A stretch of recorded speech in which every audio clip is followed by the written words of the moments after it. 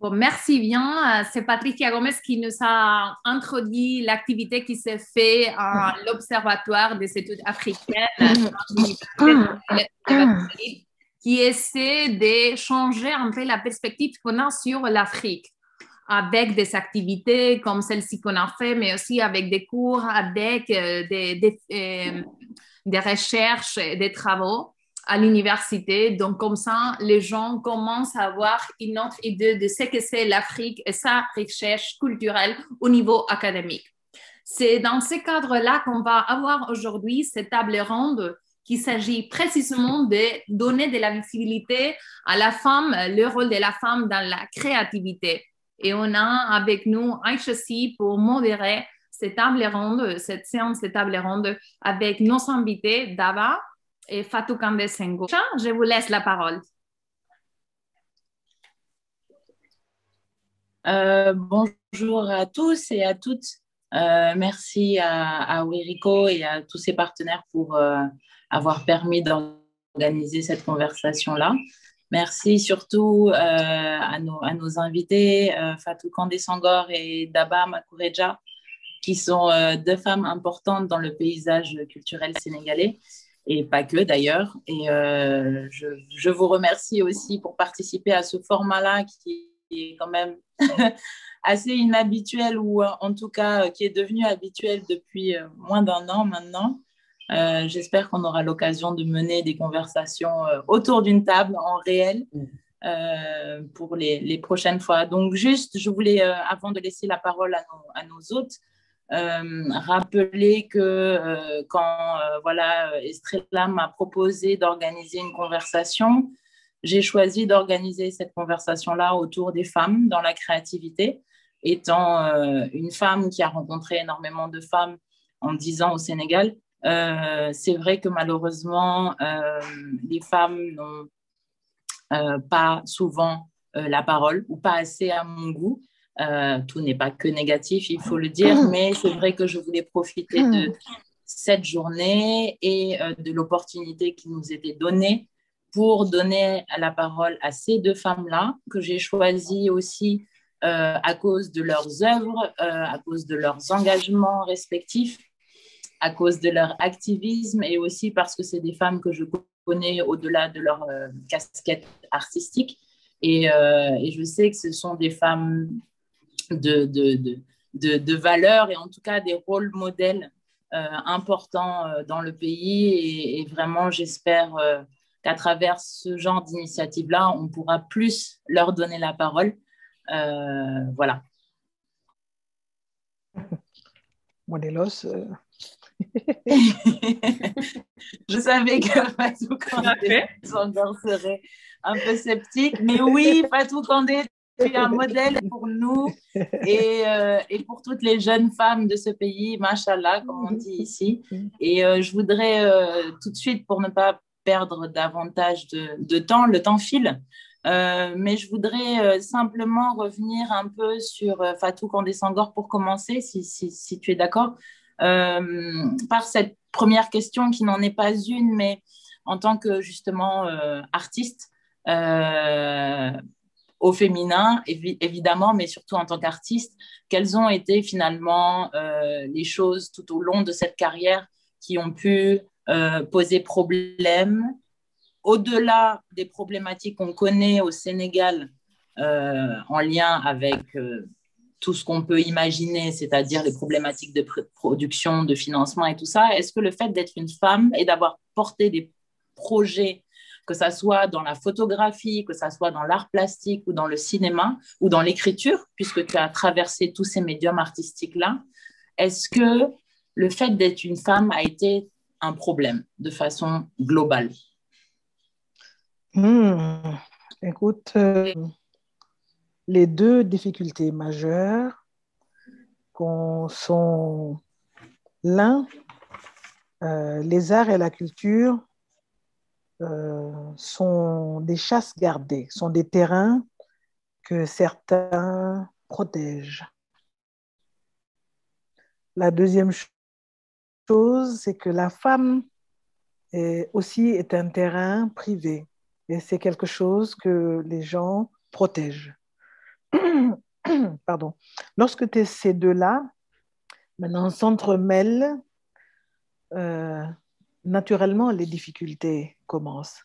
On aurait été des agricultrices avec avec l'ambition de produire de l'arachide ou de l'oignon.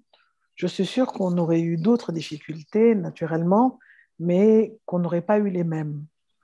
L'art et la culture, quoi qu'on dise, appartiennent quand même à un domaine assez particulier, c'est assez sélectif, c'est assez courtisé. Euh, euh, c'est un monde occupé et organisé euh, et très patriarcal. Une femme artiste qui a des prétentions à un niveau de discours, de production artistique très élevé, ça n'intéresse presque personne.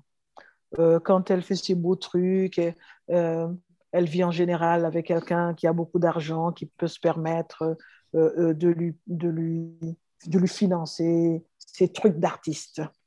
Mais dès que c'est un engagement, dès que c'est un corps, dès que c'est présent, dès que c'est fort, dès qu'il y a des messages, dès qu'on a une voix, qu'on s'intéresse à des problématiques politiques, économiques, sociales, là, on nous empêche de faire la fête autour de l'art. Donc, c'est trop sérieux son truc, c'est trop moche, c'est trop carré, c'est trop loud, ça fait trop de bruit. Donc, c'est déjà euh, entrer dans un univers organisé avec des codes qui n'ont pas l'air visibles parce qu'on pense que le monde de l'art, c'est free, tout ça. Ça ne l'est pas du tout. C'est très colonisé. Et donc, quand on est une femme en plus de ça, qui n'est pas censée porter la voix et la parole aussi fort, on a deux problématiques. Et donc, c'est très risqué. Excusez-moi. C'est très risqué pas de l'intégrer, mais d'avoir une longue vie là-dedans. C'est comment faire face à tous les signes de découragement, les plateformes qui se ferment, parce que finalement, c'est même plus votre art qui se positionne, c'est ce qu'on veut faire de vous. C'est ce qu'on a la bonté ou la bienveillance ou la malveillance d'ailleurs de faire de vous, avec qui vous traînez, comment vous souriez, comment vous vous taisez. C'est ça qui fait souvent qu'on vous offre des plateformes pour que vous sirotiez pendant le vernissage votre champagne en disant oh, ça, je l'ai fait à New York, un jour de neige, ou bien oh, mon film, il parle des origines de ma grand-mère. Mais dès que vous commencez à parler de choses plus intenses, dès que la misogynie est en danger, je suis désolée, tout nous le prouve. Dans le cinéma, il n'y a aucune femme qui a droit à des récompenses suprêmes. En art plastique, c'est la même chose. Euh, dans la danse, c'est très... surtout en danse, ça concerne le corps, donc c'est très lié au corps. Il y a vraiment je pense, c'est même plus un choix parce que quand on décide de faire ça et qu'on décide de ne faire que ça, il y a une capacité à détecter les pièges.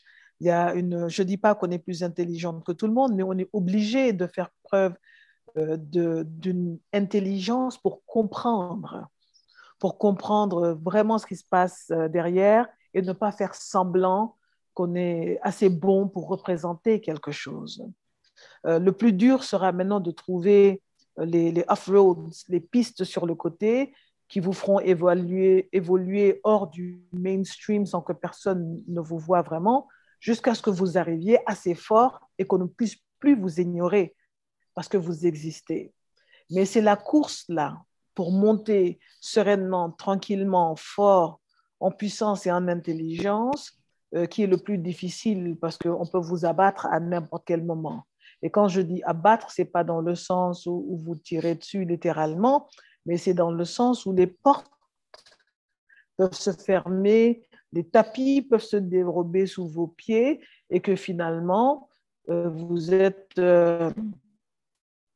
comme moi, un nom que l'on connaît, artiste un peu compliqué, ou oh là, vous allez voir Fatou Kandé, ou tu vois, j'ai toujours un suffixe derrière. C'est jamais on va voir le travail de Fatou, ou bien tout simplement c'est de dénigrer le fait que vous êtes pluridisciplinaire et que vous touchez à plusieurs choses, donc on ne sait pas vraiment ce que la personne fait, elle est dans tout, alors qu'en fait on a une stratégie justement. Donc je reviens vraiment à ce que Ken Aishassi disait, au-delà des problèmes de finances, d'exposition, de ceci, de cela, qui sont des questions que l'on arrive à transcender finalement, bien que mal. Ces deux questions essentielles restent pour moi le challenge où je me dis tous les jours quand je dois présenter au final un projet, après avoir rampé et ramé pour le mettre en vie, qu'il y a encore les possibilités qu'on ne lui donne pas la lumière nécessaire parce que je ne suis du parti de personne. Je suis du côté de personne. Je ne suis pas dans un gros lobbying. Je ne suis pas parce que, ouais, l'art, en fait, est accaparé par des lobbying. C'est cela le problème de l'art en général. Et la femme là-dedans, voilà. Toute la matière est à lobbyiser. Fatou, merci beaucoup. Je pense que tu as clairement mis le doigt sur notre plus grosse problématique, ce challenge d'exister sans être affilié ou accaparé par les lobbying qui peuvent prendre différentes formes. Daba, est-ce que c'est quelque chose que tu retrouves aussi dans ta carrière de musicienne, de compositrice, dans tes démarches aussi en relation avec le live, dans toutes les process aussi, je sais que tu as eu à bénéficier aussi de formation à l'étranger dans une fameuse école que je ne sais pas si on peut citer, mais en tout cas, est-ce que c'est tout ce que Fatou Kandé Senghor a énoncé? Est-ce que c'est des choses qu'on retrouve aussi dans l'industrie de la musique? Est-ce que c'est des choses que tu as eu à vivre? Est-ce que c'est des problématiques qui sont légèrement différentes? Je ne sais pas.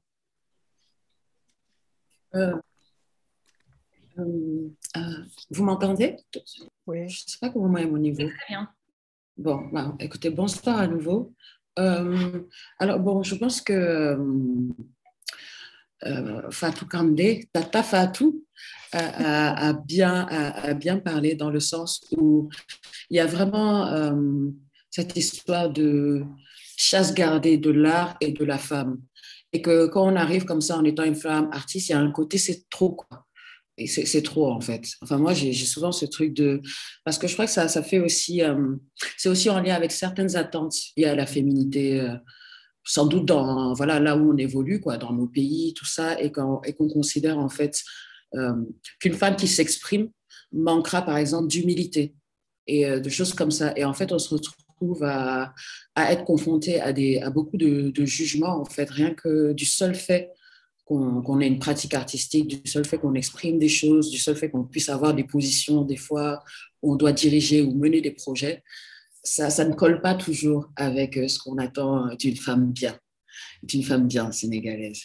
Et pour moi, c'est juste de la misogynie ordinaire. Mais je pense que là où ça peut être, là où ça peut vraiment ralentir, c'est ça en fait, c'est l'absence de crédit volontaire.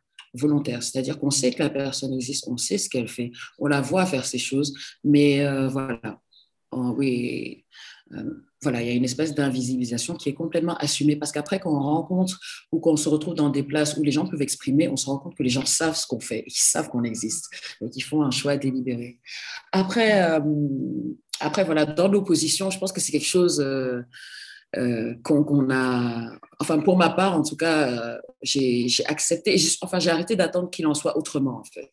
C'est des dynamiques qui dépassent les individualités en fait. Et je pense que c'est à chacune de se positionner tout simplement et de garder le focus. On sait que tout ça existe et je dirais comme un très bon ami poète à moi dit, prendre tous ces obstacles et en faire des escaliers justement quoi. Et voilà, moi, je donne un exemple très simple. C'est que j'ai eu aussi l'étiquette de Fatou Kandé Senghor, multidisciplinaire. On ne sait pas ce qu'elle fait. Elle fait du piano, de la guitare, du chant, elle fait du beatmaking. Et en effet, au fond, il y a une stratégie parce qu'aujourd'hui, je peux, grâce à toutes ces connaissances, me positionner différemment dans mon art, faire des habillages pour des projets artistiques, culturels, sortir juste le fait d'être la chanteuse, qui est encore une fois là où on m'attend. Mais ça m'aura pris un certain temps. Et aujourd'hui, ceux qui me critiquaient hier, ils me voient aujourd'hui. Et je peux leur dire ça. Mais à l'époque, peut-être que ça m'affaiblissait parce que si on est des artistes, c'est parce qu'on est hypersensible. On fait nos femmes fortes. Voilà, moi, les gens, ils me perçoivent comme ça me choque presque la distance qu'il y a entre la façon dont je suis perçue et qui je suis. Parce que voilà, les gens, ils croient que waouh, la confiance et tout. Mais non, ils ne savent pas que c'est une lutte de tous les jours. Parce que, comme dit très bien Tata, on peut t'abattre à tous les moments. Et cet abattement, ce n'est pas des coups violents, c'est plutôt des micro-abattements, en fait. Voilà, on t'arrache des petites plumes à gauche, à droite. Mais voilà, gardez juste la voix. Te poser une autre question dans cette veine, c'est-à-dire qu'au-delà d'être donc une femme, une artiste, talentueuse de surcroît, multidisciplinaire ou interdisciplinaire comme on veut, en tout cas, tu as plusieurs casquettes sur ta tête. Mais tu es aussi une femme au Sénégal, une Sénégalaise. Et du coup, comment la société accompagne pour toi, ou t'a accompagné, ou ne t'a pas accompagné, comment le cocon social se positionne finalement autour de cette femme créatrice-là, parce que peut-être que la réalité d'ici n'est pas la même ailleurs. Est-ce que tu peux nous partager un petit peu aussi cette expérience-là en tant que... ces expériences, elles doivent être multiples, mais peut-être si tu as une anecdote ou voilà, dans l'enceinte pas forcément de la famille, mais du contexte social sénégalais, comment tu as traversé ça, cette perception-là. Est-ce que tu as eu de l'aide? Est-ce que non? J'aimerais bien avoir un peu cette expérience-là. C'est une question bizarre. Pardon. C'est vrai que c'est une question un peu tricky. Parce que, bon, je crois que, bon, où que ce soit, hein, je pense que les parcours artistiques ne sont pas toujours encouragés déjà un peu partout, quoi. Je pense que la plupart des contextes socioculturels, ils ont... Voilà, malheureusement, il y a beaucoup de craintes, quoi, voilà, de retenue. Les gens se posent beaucoup de questions, quoi. Donc, c'est sûr que ce n'est pas des choix qui sont forcément soutenus et soutenus dans le sens pratique du terme, quoi. C'est-à-dire, je pense que c'est plutôt des choix qui tiennent vraiment à soi, quoi. Moi, je dis, j'ai traversé ça en étant têtue, en fait, tout simplement, quoi. Je veux dire, tout simplement. C'est-à-dire que mes parents ne voulaient pas que je fasse de musique. La première fois que j'ai joué à un concert, j'avais 16 ans, c'était à Saly. On m'avait payé 30 000. Ma mère, quand je suis descendue, elle m'a dit, bon, ça, là, c'est de l'argent facile. Arrête ça. C'est de l'argent facile et tout. Donc bon, après, il m'a fallu près de 10 ans pour que voilà, aujourd'hui, ce soit une de mes plus grandes fans et qu'elle dise ma fille est une artiste. Mais quand même, tout le chemin, là, ce qui me fait tenir, c'est voilà, de voir qu'elle me voit aussi grandir dans mon art. Elle m'a vu voyager et voilà, qu'elle comprenne que ouais, il y a des gens qui écoutent et en fait, ça existe, ça fait du bien à des gens et c'est pas un truc de... Voilà, il y a aussi la méconnaissance, quoi. Enfin, les gens, ils projettent beaucoup de choses un peu sales sur le milieu. Mais ouais, ignorance, exactement. Mais une fois qu'on a passé tout ça, le tout, c'est de montrer comment on grandit, en fait, dans sa discipline. Moi, entre-temps, je suis devenue maman. Entre-temps, voilà, je fais ma vie, quoi. Et ils voient que je suis indépendante, que voilà, je ne me plains pas, alhamdoulilah. Donc, c'est petit ça aussi qui fait que la société accepte mieux, quoi. Il faut s'imposer par juste l'exemple, quoi. Que les gens sachent, quoi. J'entends très bien ce que tu dis et effectivement, mais on te laisse être une femme créative ou créatrice si tu réussis. Et en fait, qu'est-ce qui se passe si tu réussis pas?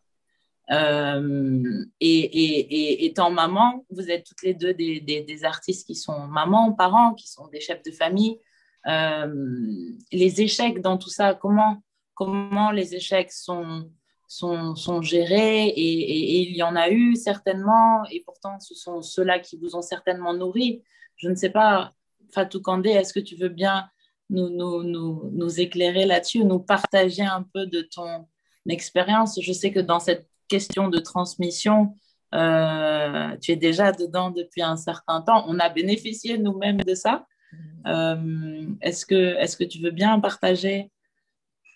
L'échec, en fonction de la culture d'où l'on vient, de la communauté d'où l'on vient, l'échec peut être fracassant ou être considéré comme une leçon de vie pour passer à autre chose. Parce que sans les échecs, de toute façon, les créatifs comme moi, en tout cas, ne produisent pas de choses intéressantes, ne fouillent pas, ne cherchent pas, ne trouvent pas matière à converser. Sans les échecs, on se retrouve dans la Java, on est dans le mainstream, on voyage, on fait des théories, on pense que le monde nous attend, nous écoute, alors que les échecs, on les garde, on doit structurer tout ça et garder la face, parce que c'est ça qui est le plus dur dans un échec. Moi, j'avais très vite compris que dans la voie que j'avais choisie, je n'avais pas droit à ce qu'une société bien pensante pourrait dire c'est un échec. Oh, elle est sous les ponts, oh, elle crève de faim, oh, ci, oh, ça. Ça, c'est bon, les échecs que la société connaisse et qu'ils souhaitent la plupart du temps aux uns aux autres d'ailleurs. Mais moi, je m'étais dit qu'il n'y a pas de raison que les acquis sociaux là, qui réconfortent tout le monde, que je ne les ai pas. Il n'y avait pas de raison parce que j'étais aussi outillée pour pouvoir travailler n'importe où, de jour, et monter mon artiste la nuit. Donc, j'avais compris qu'il fallait que je sois sur deux pistes en même temps, que je demande à personne à boire et à manger, et que ça me permettrait justement sur le côté de faire mes trucs, financés ou pas financés, retrouver, découverte, invité ou non.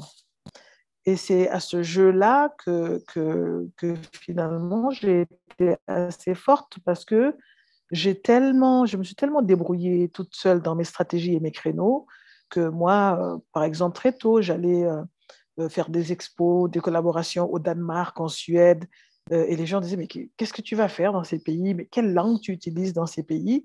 Et j'avais juste trouvé des pistes où on ne me demandait pas l'approbation des critiques, des décideurs, vous savez, les grands organisateurs de culture. Ah, t'es pas en France, machin. Oh, t'as pas été à Malmö Bidule. J'avais évité tout ça parce que ça ne m'intéressait pas, parce que mon art parlait de moi, parlait de mes échecs, justement, et de ce que je pouvais en redonner. J'ai eu un premier enfant à 28 ans. Donc, très tôt, je savais euh, que la mission était claire, qu'on allait emmener des enfants sur cette terre. Si personne d'autre n'allait leur donner du contenu et leur ouvrir les yeux, ce serait nous. Donc, les cobayes, on avait mis les cobayes au monde sur lesquels essayer de dire aux dirigeants du monde, aux êtres du monde qu'il fallait faire autrement, qu'il fallait les éduquer autrement, qu'il fallait leur parler autrement. Donc moi vraiment, j'ai mes échecs sociaux, je vais les appeler comme ça, je m'en souviens très bien et je les ai bien vécus parce que j'avais une motivation pour dire, OK, on va y arriver. Et comme d'abord, ma mère, mon père en particulier, il écoute tout ce que je dis dans les médias, il lit, ils savent. Ils ont peur quand j'en dis un peu trop à leur goût, parce que voilà, parce qu'ils pensent à ma petite famille, ils pensent à mon mari. Au grand étonnement de beaucoup de personnes dans le milieu, c'est ah, t'es encore marié au même gars? Parce que c'est le même gars que j'ai présenté quand j'avais 25 ans et aujourd'hui j'en ai 50 et il est encore là. Parce que dans cet univers, justement, on nous fait tellement mal que les hommes avec qui on tombe en amour finissent par courir, par partir, parce qu'on est trop, on descend trop bas pour remonter, vraiment, on n'est pas simple, on est d'accord. Mais voilà, qui est simple dans une vie? On a tellement habitué à ce que les femmes, elles encaissent ce que les hommes, ils sont. À un moment donné, les femmes aussi, elles ont besoin qu'on encaisse qui elles sont. Et ça, même traditionnellement, moi, je suis de la Casamance, dans mon village, les femmes Diola, les femmes mandingues, elles parlent fort, elles s'expriment, elles décident, elles prennent des décisions. Il n'y a pas de contrainte à ne pas à être toute menue, toute fine, faire des génuflexions et être toute dans des boîtes à chaussures, j'appelle ça. Mais voilà, moi, je suis aussi une grande observatrice de ce que les jeunes femmes artistes deviennent au Sénégal. Je les observe, je vois qu'elles ont mal, je vois ce qu'on leur fait. Et parfois, oui, j'interviens quand je peux leur parler, quand je peux les aider, quand je peux être dans des trucs de formation, tout ça, parce que j'ai envie de pouvoir obtenir des minutes dans leurs oreilles pour leur dire, c'est comme ça, mais c'est le bon chemin, ne t'égare pas, n'aie pas peur qu'on ne te choisisse pas, n'aie même pas peur qu'on ne te voit pas là, comme ça. Parce qu'on ne peut pas tout avoir entre 20 et 30 ans, ce n'est pas possible non plus. C'est le chemin. Mais il y aura un moment où on aura récolté justement toutes ces choses qu'on aura semées. Et puis, oui, les mamans, les papas, les autres personnes autour vont se dire, il y a une chose qu'elle est, c'est constante. Il y a une chose qu'elle est, c'est cohérente. Il y a une chose qu'elle est, c'est productive. Il y a une chose qu'elle est, c'est immortel. Parce qu'on aura produit assez de choses à laisser ici, contrairement à d'autres gens qui ont été de belles minettes et puis que quand le moment sera arrivé, seront partis sans rien laisser. Et moi, je pense que ça a été ma grosse préoccupation dans la vie, c'est au bout d'un moment de dire quelle est ta mission. Et si tu as une mission et que ta mission est grosse comme l'immortalité, mais bien sûr que tu es là pour produire des choses immortelles. Tu n'es pas là pour être maquillé avec quelqu'un et t'occuper d'enfants qui devront s'envoler et dès qu'ils vont partir, ta vie va s'arrêter parce que tu n'avais rien prévu d'autre. Je m'étais dit, il faut tout combiner.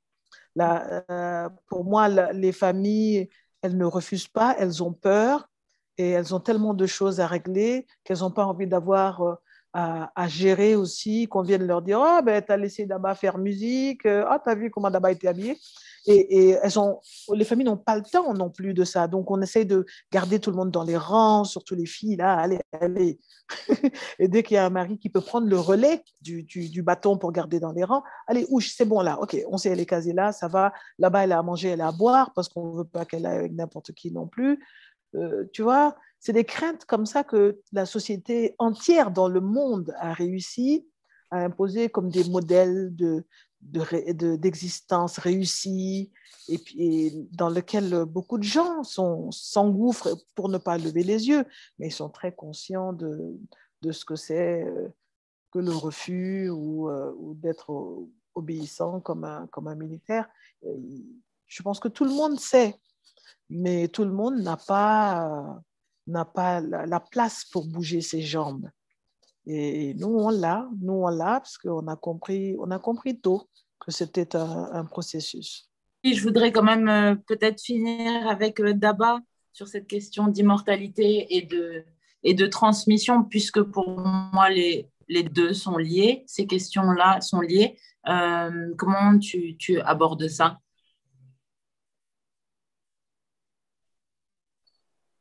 Totalement honnête, j'avoue que je ne me préoccupe pas forcément de mon immortalité dans ce monde-là. Après, oui, c'est vrai que c'est rassurant, il y a quelque chose de touchant de se dire qu'on laisse quelque chose que d'autres générations vont pouvoir écouter. Après, moi, ce qui me touche en premier, c'est surtout ce que je laisse à ma fille et ce que je laisse aux jeunes femmes qui vont suivre, quoi. Au-delà de mon art, qui je suis, l'image, qu'est-ce que je leur laisse, quoi. Et pour moi, je leur laisse le droit, en fait, d'être complètement, d'être libre, quoi. Et ça, c'est ma mission. Je suis prête à prendre tout pour qu'on sache que oui, en fait, ça, c'est ton droit. Tu as le droit d'exister pleinement, tu as le droit d'exister, en fait. Et ça, c'est plus important pour moi de représenter ça de mon vivant que le matériel que je vais laisser ici. Comme voilà, aujourd'hui, quand j'ai besoin de m'inspirer, je pense à Nina Simone, je pense à Eartha Kitt, je pense à plein de Maya Angelou. Mais au-delà de leurs arts, je pense surtout à ce qu'elles m'ont permis de me dire, voilà, comment elles m'ont permis, moi, dans mon identité, voilà, de juste assumer pleinement mon être, quoi, et me dire que je dois exister pleinement. C'est plus ça, en fait. Non, je n'ai rien d'autre à ajouter, si ce n'est que c'est un vaste sujet qui ne peut pas être abordé en 30 minutes, mais disons que au moins on a des pistes de réponse, si je puis dire. Et je voulais surtout remercier nos invités d'avoir pris le temps de se joindre à nous pour échanger et partager leurs propres expériences et visions. Donc, merci à ces dames. Et puis, merci à vous, Estrella et Ligia, pour les traductions. Je sais que ce n'est pas facile de tout faire en même temps. Donc, voilà, merci beaucoup.